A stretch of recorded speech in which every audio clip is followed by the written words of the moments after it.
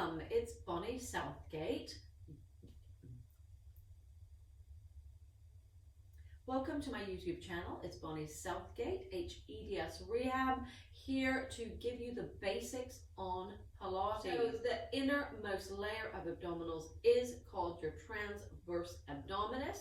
You might see it referred to as TVA, and it's positioned like a big belt. So I always think most people know B&Q, the store, and sometimes the workers there have a big support belt, and it goes all the way around the back and all the way around the front.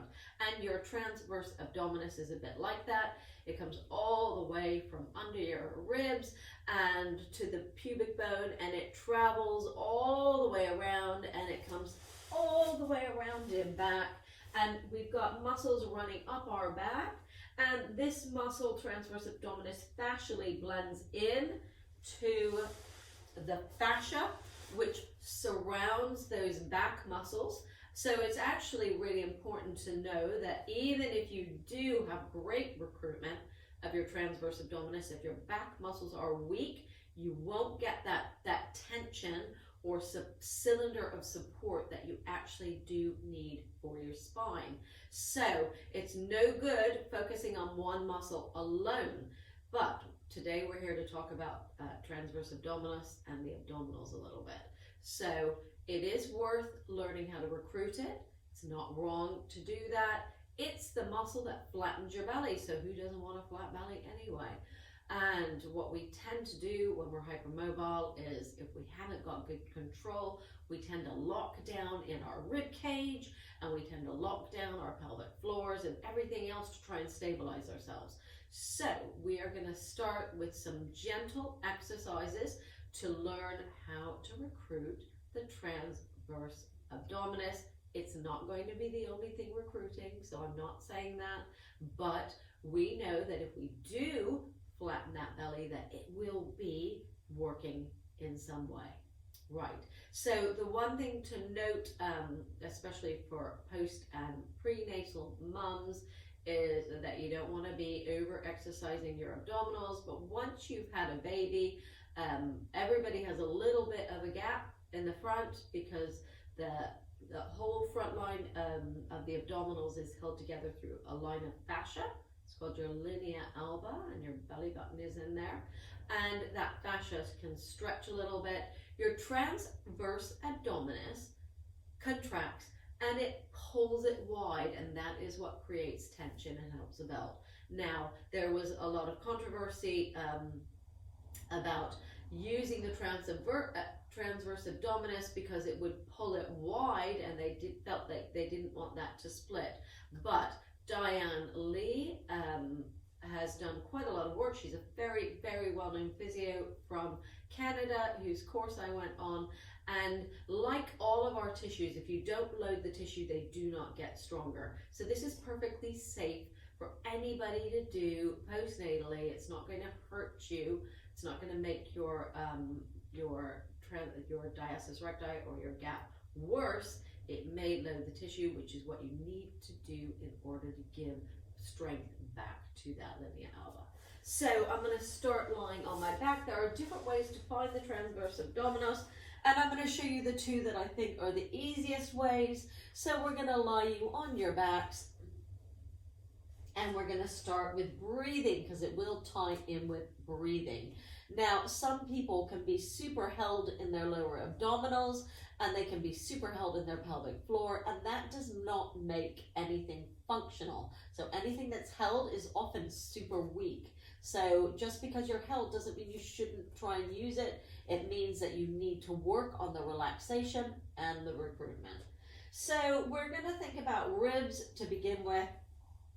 Can you breathe into your ribs? So inhaling, we want not to be inhaling all up here. We want to bring our breath down lower in order to get good function down here.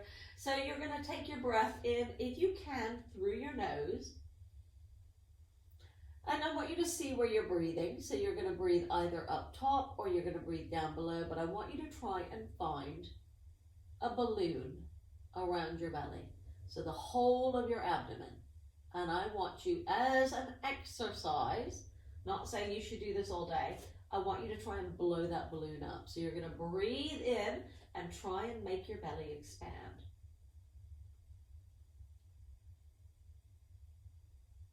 And then you're just going to let that breath come out nice and slowly. So some people might find this really, really difficult, because some people might, especially if you're stressed, breathe the other way. And when you inhale, your belly might get sucked down. I want you just to use this as an exercise for the abdominals. You're going to breathe in through your nose and just think about blowing that balloon up, right down low. Inhale, let your belly expand, and then blowing the air out, you'll feel it naturally want to drop. Now, if you find you can't get your belly to expand, you need to think about your pelvic floor and maybe take your breath even down lower. So you could even think about breathing right down into your bottom. Let's try that. What happens when you breathe right into your bottom? Did that help your belly to move? And then slowly breathing out. Right. Keeping your hands on your belly for proprioception. We're going to breathe in to our hands, and if you need to breathe right low down into your pelvic floor, that's fine. You're going to inhale, letting your belly expand. And now as you exhale, you're going to try and pull your belly away from your hands towards your spine. So my belly is sinking. And I like to say it's hugging my organs. So I'm not over gripping, I'm not squeezing, I'm just going to let my belly come down to hug my organs low down. Now, the important thing is when I did this, is I did not squeeze my ribs. So if my ribs squeeze, it will push my lower belly out. The muscles around your ribs will be your external obliques and your intercostals, and they may inhibit the use of the transverse abdominis and your support belt. So it's really important that you practice as you inhale through your nose, that your ribs don't squeeze. You can even try and keep your ribs open and draw the belly flat without letting those ribs squeeze down. And that might be super hard and take some work. So that is the first position that you can try and do this in. If you're really struggling, as long as your knees are okay, then I want you to try and kneel, because gravity can help. You can have your hands on a chair resting, or you can have your hands on the floor. What you want to do is completely allow your pelvic floor and your lower belly to hang and to relax. I'm going to come on all floors, and I'm going to let my belly hang out. Try not to let the spine hang. So I'm going to keep my spine in a nice line, straight line, and I'm going to breathe into my belly again like a balloon, expanding it. I'm going to really push it out. And then as I exhale, without moving any bones, I'm going to try and lift my belly button towards my spine or my belly without squeezing my ribs again. And I'm going to inhale and let it hang. And I'm going to exhale, and I'm going to try and lift it. And this may be an easier way to start to find that recruitment.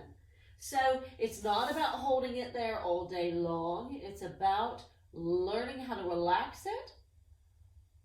And then exhale and to recruit it. And you can see as I do that, I get that belly coming flat towards my spine.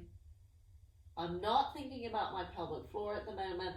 I am focusing solely on the muscle that brings the belly flat. You can try this sitting in a chair. You can try this lying on your front. So again, sometimes people find it easier because they can feel the floor with their bellies.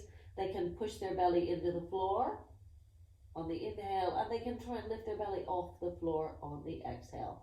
And again, thinking about the effort coming from the belly button below and above the belly button, but not in the rib cage, not the squeezing of the ribs. So that is your basics on recruitment of just one bit of our abdominal muscles. So I hope you found that useful. Let's start to find these muscles in our body to help stabilize our joints. It's Bonnie Southgate, hEDS Rehab here. Have a very great day.